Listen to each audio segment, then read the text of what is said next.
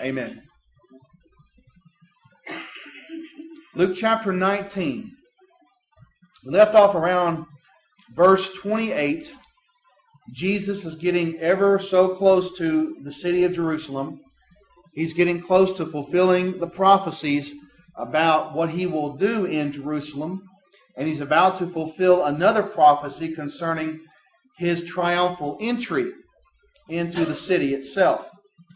Beginning in verse 28, it says, when he had said this, talking about the parable that he spoke before, he went on ahead going up to Jerusalem.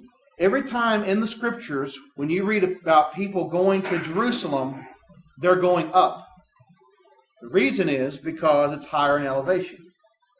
Every time you leave Jerusalem, it says they're going down from Jerusalem. Doesn't matter what direction they go. When you leave Jerusalem, you're going down because you're going lower down in elevation. That is how the Bible speaks of Jerusalem being up, and then leaving it, you're going down. And it came to pass when he drew near to Bethphage and Bethany at the mountain called Olivet, that he sent two of his disciples, saying, verse 30, go into the village opposite you, there or where as you enter you will find a colt tied, on which no one has ever sat. Loose it and bring it here. And if anyone ask you, why are you loosing it? Thus you shall say to him, because the Lord has need of it. So it's telling them, go in there and get this colt that's tied. And if someone asks you, what are you doing? You respond by saying, because the Lord has need of it. Verse 32. So those who were sent went their way and found it just as he had said to them. But as they were loosing the colt, the owners of it said to them, why are you loosing the colt? And they said, the Lord has need of him. Verse 35. Then they brought him to Jesus, and they threw their own clothes on the colt, and they set Jesus on him. Verse 36. And as they went, many spread their clothes on the road. Then as he was now drawing near the descent of the Mount of Olivet, the whole multitude of disciples began to rejoice, praising God with a loud voice for all the mighty works they had seen, saying, blessed is the King who comes in the name of the Lord, peace in heaven and glory in the highest. And some of the Pharisees called to him from the crowd, Teacher, rebuke your disciples. But he answered and said to them, I tell you that if these should keep silent, the stones would immediately cry out. So here you have the triumphal entry. He's going towards Jerusalem. He has this colt that he has acquired from a village there. And it is a fulfillment of prophecy. If you'll hold your place here and look at Zechariah 9, you see that this was prophesied of by the prophet Zechariah, how he would enter into Jerusalem. Zechariah 9 and verse 9 says, rejoice greatly, O daughter of Zion. Shout, O daughter of Jerusalem. Behold, your king is coming to you. He is just, having salvation, lowly and riding on a donkey, a colt, the foal of a donkey. Here Jesus is fulfilling this prophecy. And probably there were some who were recognizing that Jesus is fulfilling this prophecy.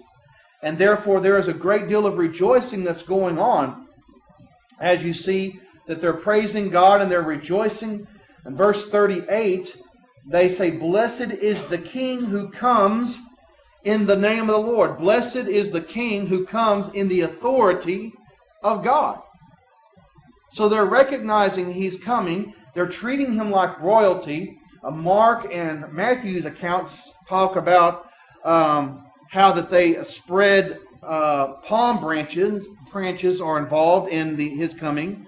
The cutting of palm branches that were used to welcome a king into a city. And they mention that. Luke does not mention that here. And so they're recognizing him as coming in as royalty.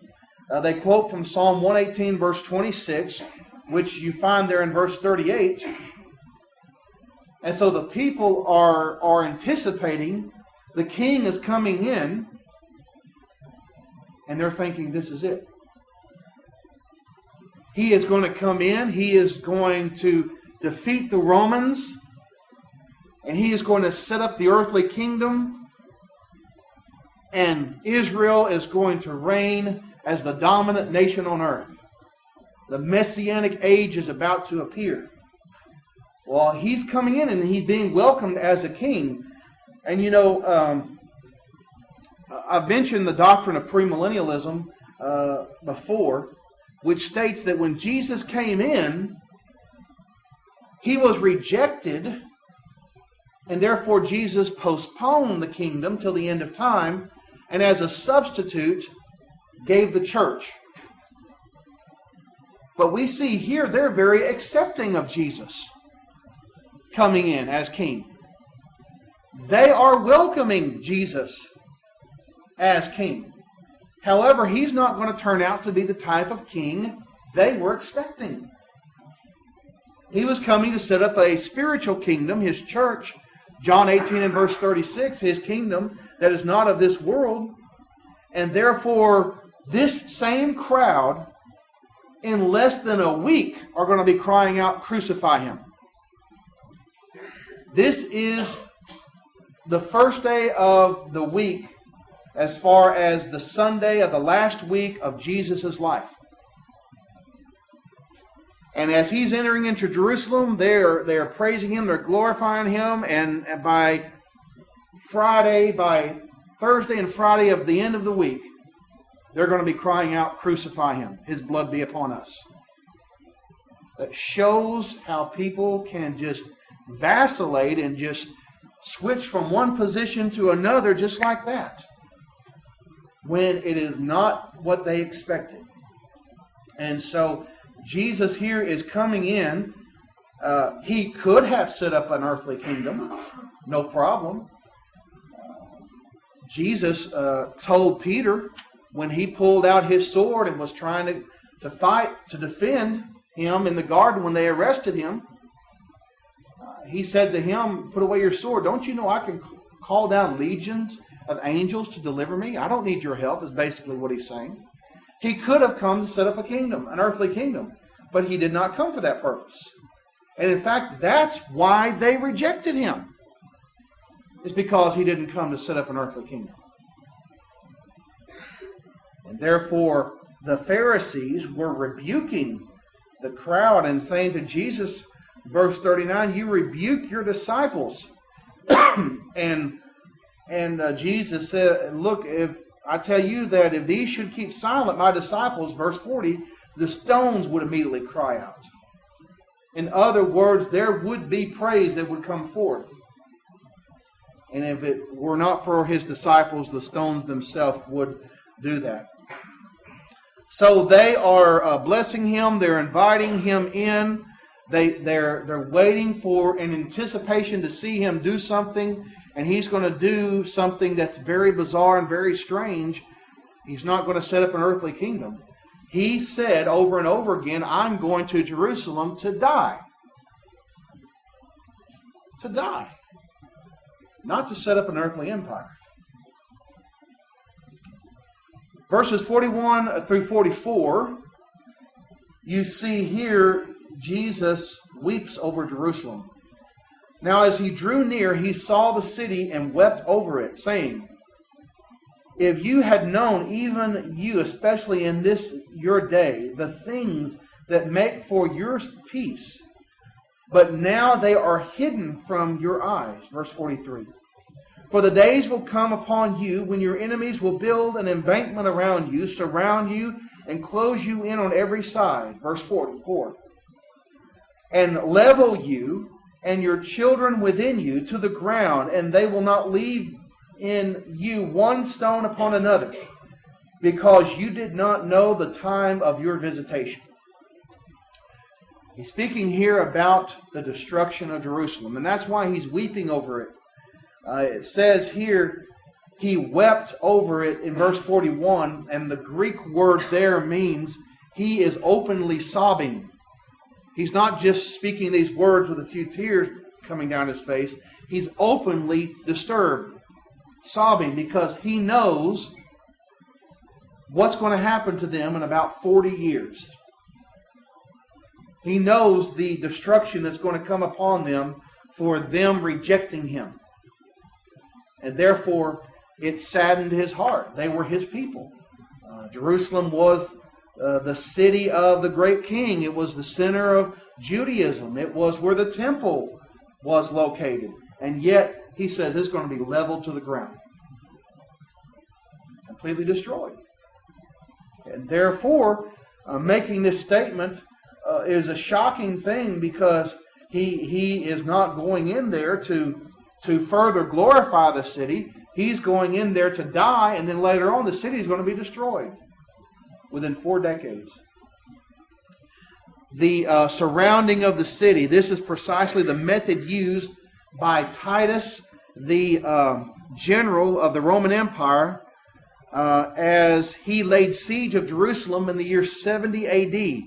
He surrounded the city, cutting off all its supplies and trapping thousands of people who had been in Jerusalem for the Passover and the Feast of Unleavened Bread. It's very ironic that happened during the Passover and the Feast of Unleavened Bread, and Jesus, 40 years prior to the destruction of Jerusalem, is entering into the city during the Passover period of time. The Romans systematically built embankments around Jerusalem, gradually starving the city's inhabitants. The Romans held the city in the manner through the summer, defeating various sections of the city one by one.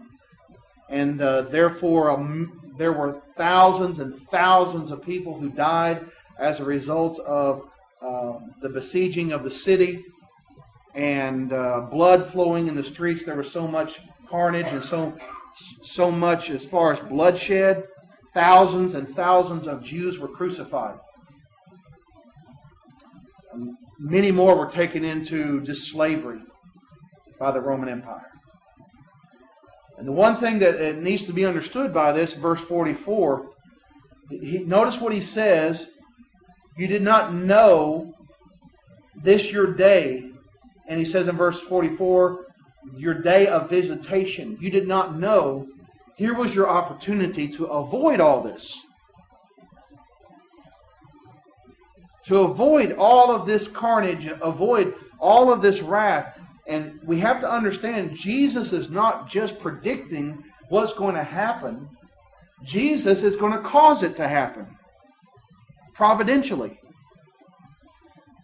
He is going to use the Roman Empire to come in and do this to Jerusalem. He does not want to do this, but they're going to reject him. And when that happens, when grace is ignored, the only alternative is wrath. And so they're going to reject His grace for the most part and then have to face His wrath. Any questions or comments about that? This is how God dealt with nations in the Old Testament. And He brought an end, and it was also predicted in the book of Daniel that the city of Jerusalem would be destroyed a second time. Daniel prophesied about it as well.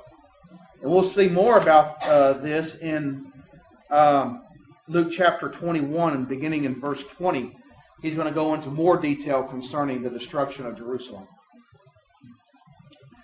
Verses 45 through 48. Then he went into the temple. Now he is in the city.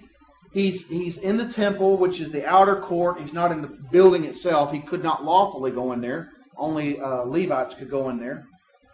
So he's in the outer complex there of the city. And they're waiting. Okay, what's he going to do? What's about to happen? Verse 45. He went into the temple and began to drive out those who bought and sold in it, saying to them, it is written, my house is a house of prayer, and you have made it a den of thieves or robbers. And he was teaching daily in the temple, but the priests and the scribes and the leaders of the people sought to destroy him, and were unable to do anything, for all the people were very attentive to hear him. One translation says they were hanging on every word that he spoke.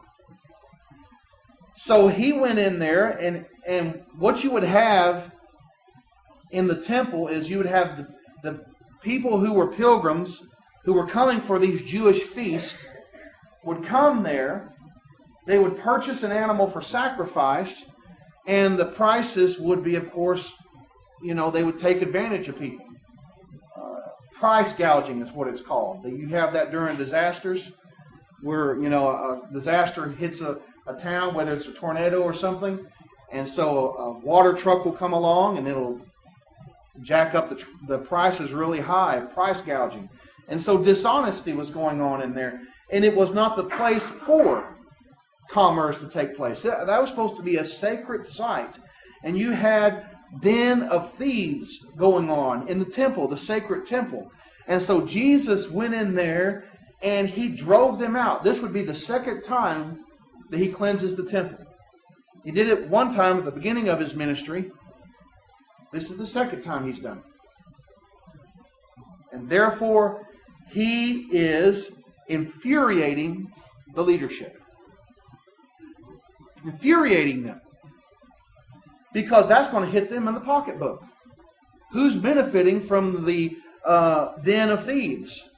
The Jewish leadership, the priesthood, all of those who were there making money as a result of those who were buying and selling in the temple.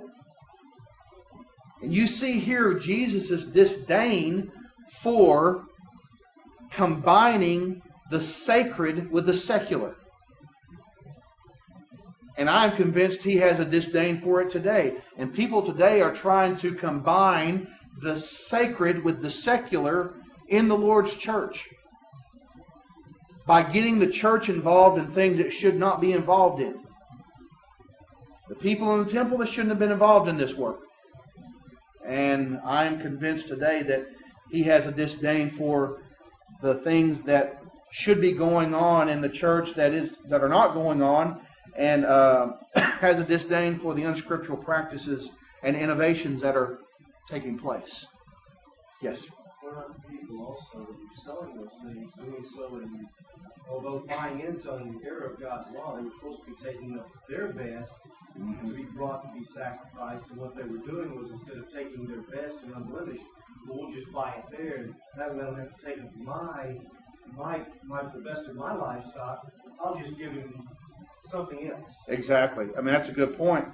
They were supposed to bring from their livestock, according to the law of Moses, the best, as Jack pointed out. But instead, they were just for convenience sake. And there's the problem with American religion too. Convenience. For convenience sake, they'd leave their animals behind. They wouldn't have to mess with their flock. They come in Jerusalem, they buy them something and then sacrifice it. That's an abomination.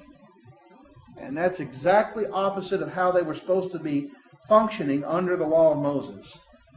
And so, verse 47, he was teaching daily in the temple, and the chief priests and the scribes and the leaders of the people sought to destroy him. They had had enough. And they were seeking to destroy him. But they were unable to do anything, for all the people were very attentive to hear him. At this point, there's a lot of people listening. Things will change later on in the week. Any questions or comments about chapter 19 before we get into chapter 20?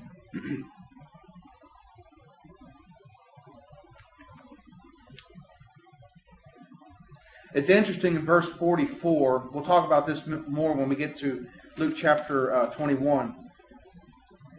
Talks about the enemies surrounding Jerusalem. They will close you in on every side. They will level you. He'll say later on, there will not be one stone left upon another that will not be thrown down. One of the reasons why that they were so meticulous in tearing down everything in the temple is because when the Romans finally broke through the walls, the general wanted to save the temple because that was like a prize to them. But someone set fire to the temple. And as a result of that, all that gold and all that precious stuff that was in there melted, went into the cracks of the stones. And therefore, the greed factor set in with the Romans, and so they pulled apart the stones of the temple Some of those stones as big as railroad cars, weighing thousands of pounds. But they broke them apart because all that gold went in between those cracks and everything, and they wanted that gold. And so they literally ripped the temple and all of it to pieces. There's no way Jesus could predict precisely how something like that would happen. This is a prophecy about something that would take place 40 years from the time he makes this statement, and proves that what he says is from God and not just some sort of prediction. In fact, God will be involved in providentially in bringing an end to Israel as a nation. Chapter 20. Luke chapter 20 is the debate chapter. Yes?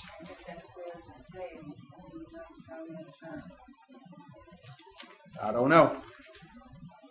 Perhaps it could be no stone unturned because of the concept of getting to everything. And that's exactly what the Romans did. They tore Jerusalem to pieces to get to that gold, those precious things that melted. Chapter 20 is a debate chapter. It's a chapter in which Jesus is going to be challenged numerous times by numerous groups concerning his teaching. Those who say, well, we shouldn't debate. Debating is something that's wrong. It shouldn't be done. And I agree that there is a wrong way to debate. But to say debating is wrong is to say Jesus did something wrong. Jesus debated. He did not shy away from a religious confrontation. And neither should we, brethren. We should have the right attitude. We should have the right spirit. We should have a righteous boldness about us, a humility at the same time, but we should not walk away when something is being challenged. Jesus did not do that, and he's our example. Therefore, we see that people are going to come up and they're trying their best to get Jesus to make a mistake. They're going to try their best to see if Jesus could be put at odds with the law of Moses, or could contradict himself, or trip him up in logic. And they're going to try to see if they could make him look foolish. But he turns it around on them every single time. He uses logic in the Scriptures. It says in verse 1, now it happened on one of those days as he taught the people in the temple and preached the gospel, that the chief priests and the scribes together with the elders confronted him. And they spoke to him, saying, tell us, by what authority are you doing these things? Or who is he who gave you this authority? But he answered and said to them, I will also ask you one thing, and you answer me. The baptism of John, was it from heaven or from men? And they reasoned among themselves, saying, if we say from heaven, he will say, why then did you not believe him? But if we say from men, all the people will stone us, for they are persuaded that John was a prophet. So they answered that they did not know where it was from. And Jesus said to them, neither will I tell you by what authority I do these things. It's brilliant. They're trying to say, okay, where do you get your authority to do this? How many times throughout the preaching of Christ did he say, my doctrine is not mine, it comes from the Father? Over and over and over again. And so they're still mad about what he did with the driving out those who were in the temple who bought and sold. They're still very upset about that. So they're going to him, who gave you the authority to do this? Well, who gave you this authority? Where did it come from? And Jesus says, I'll ask you a question. When you answer it, then I'll give you an answer. Some people say you should never answer a question with a question. Jesus did. There's a proper time to do that. He says, I will ask you one thing, and then you answer me. The baptism of John, was it from heaven or from men? That means, did it come from God, or was it an invention of men? Now, I submit to you that that is the question that should be asked for every doctrine and practice that we do. Is it from heaven, from God's will, or is it from men? For example, infant baptism. Is that from heaven or from men? It's from men. You can read this book till your eyeballs pop out and you're not going to find infant baptism. That's an invention of men. Instrumental music and worship in the New Testament. From heaven or from men? Well, again, it's from men. Not from God. You won't find it there. That's why they always go back to the Old Testament. The weekly observance of the Lord's Supper. From heaven or from men? That's from heaven.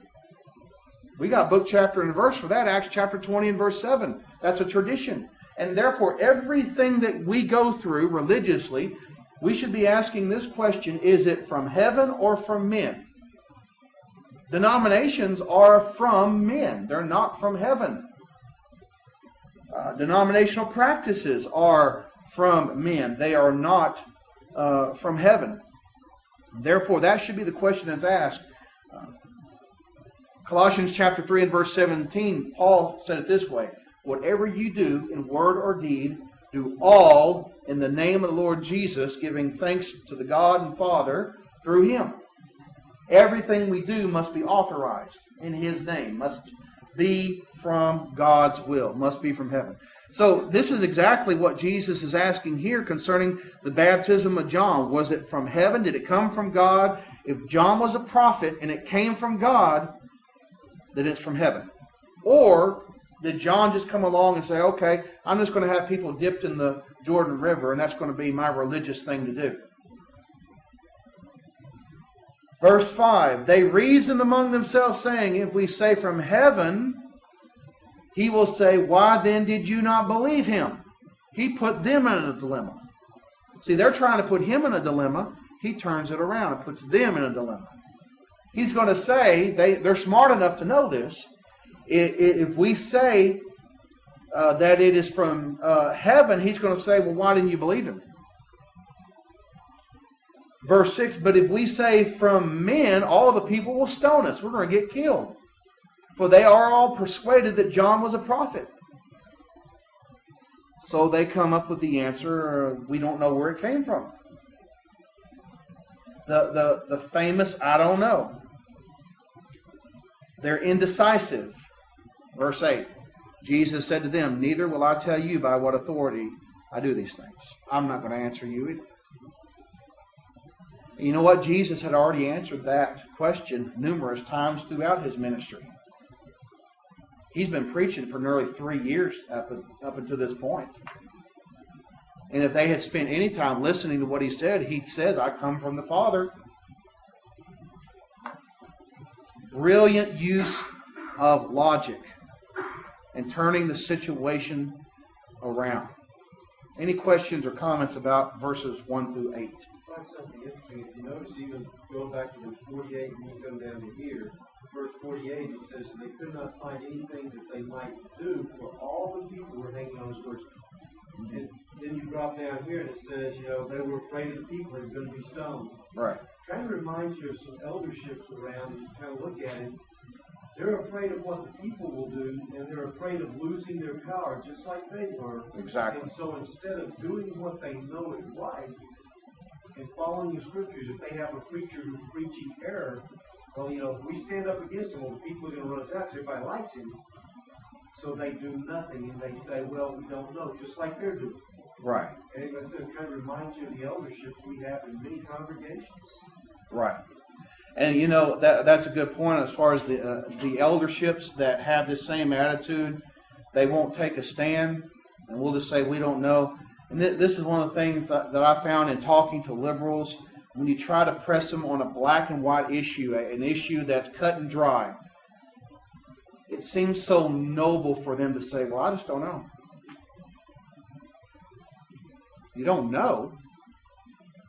I mean, on something as simple as what Jesus taught on divorce and remarriage, well, I just don't know. And these are people who have been preaching longer than I've been alive.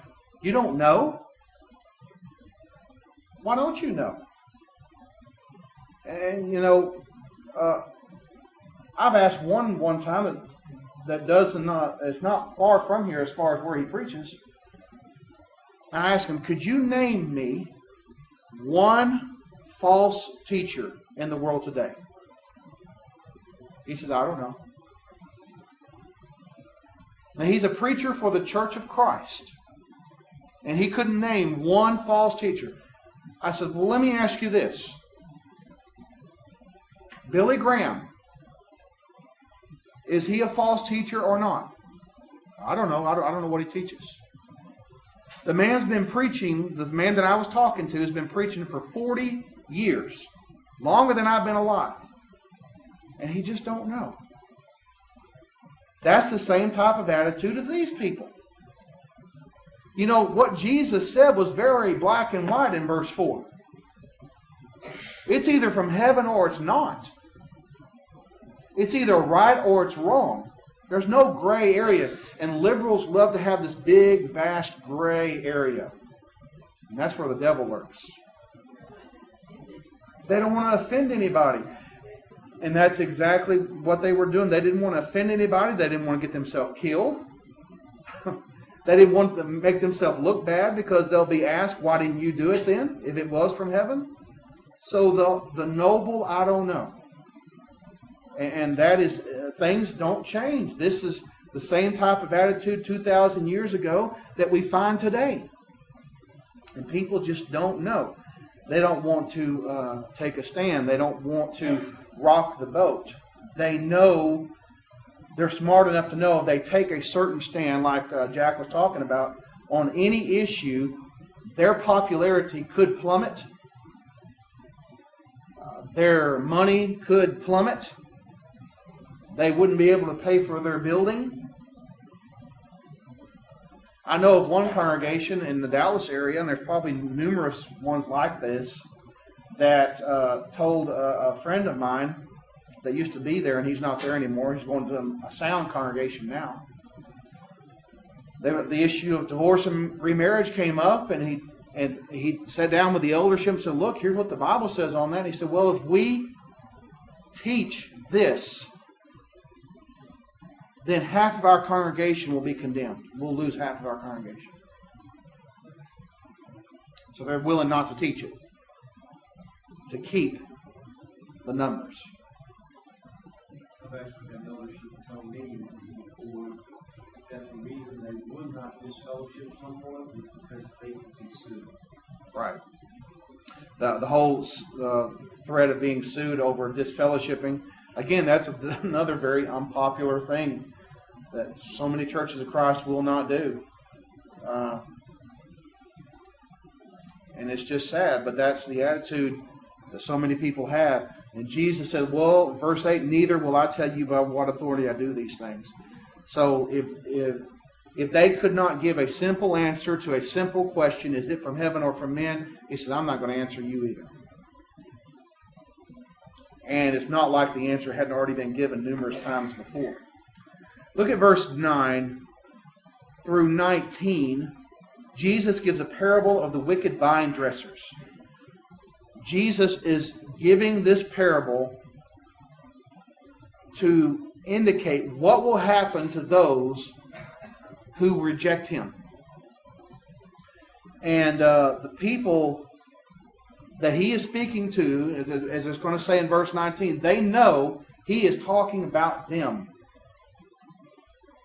Now, I've heard people say to me, you should never preach a sermon in which you're talking about a certain group of people.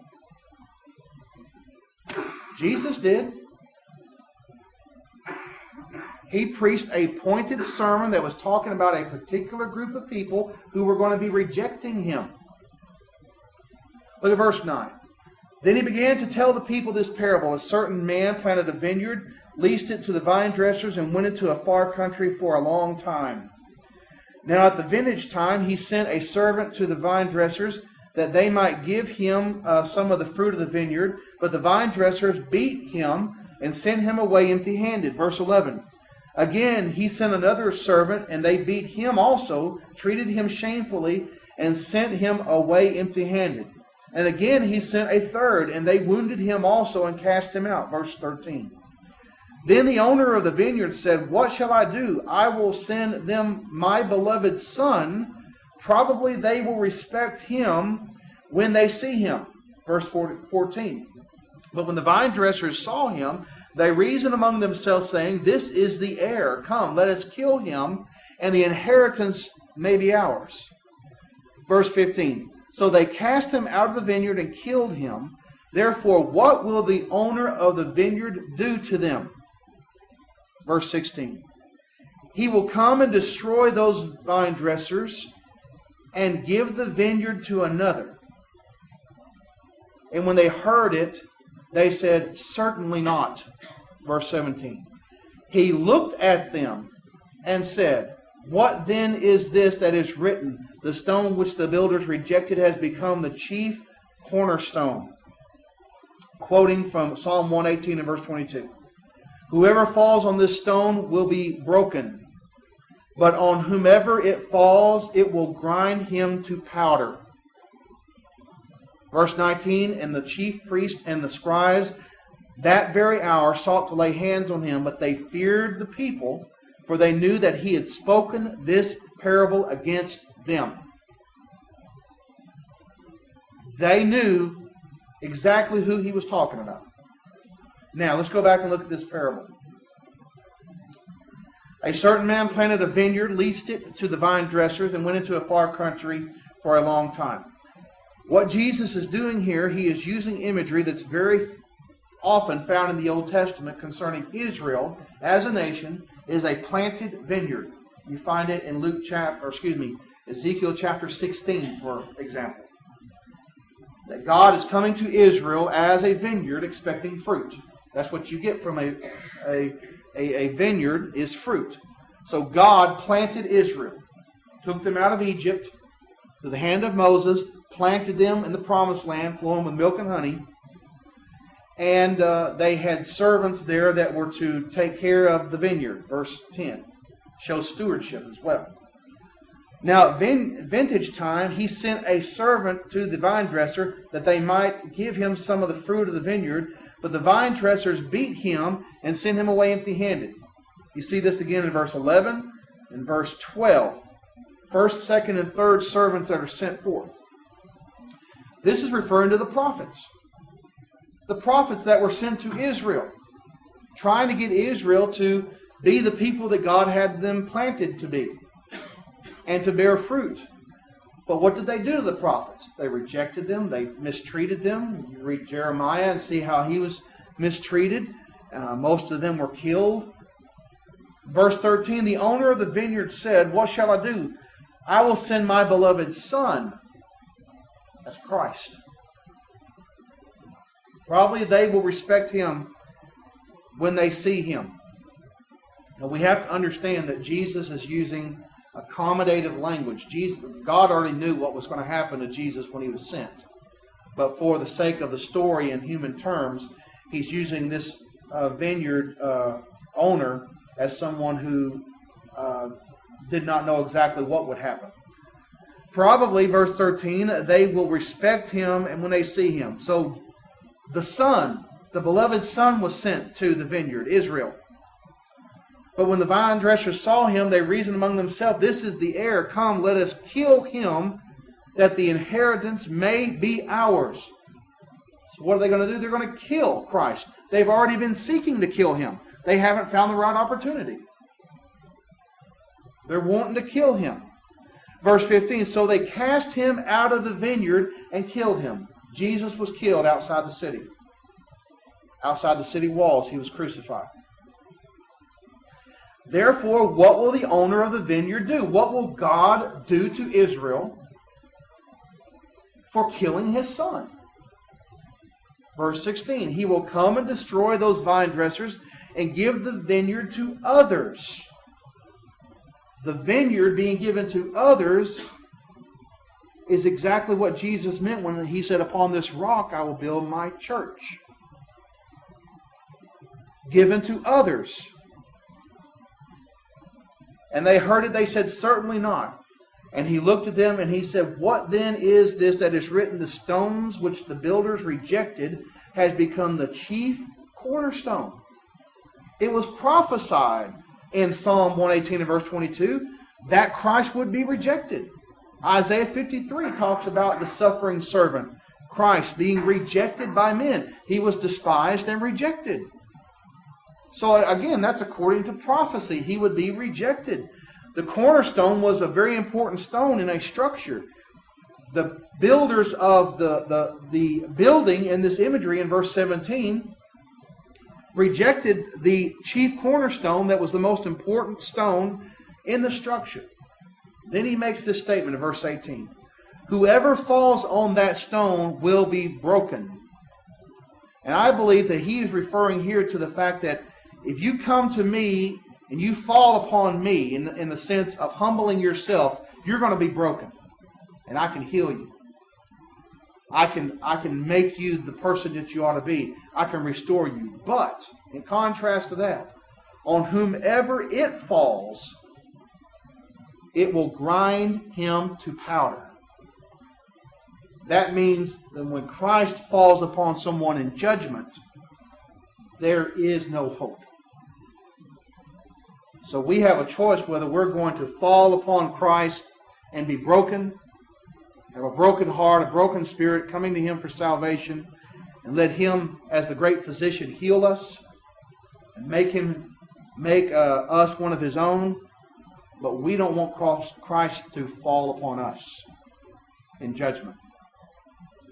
What does it say in the book of Revelation as it talks about the Lamb of God? I believe it's Revelation chapter 5.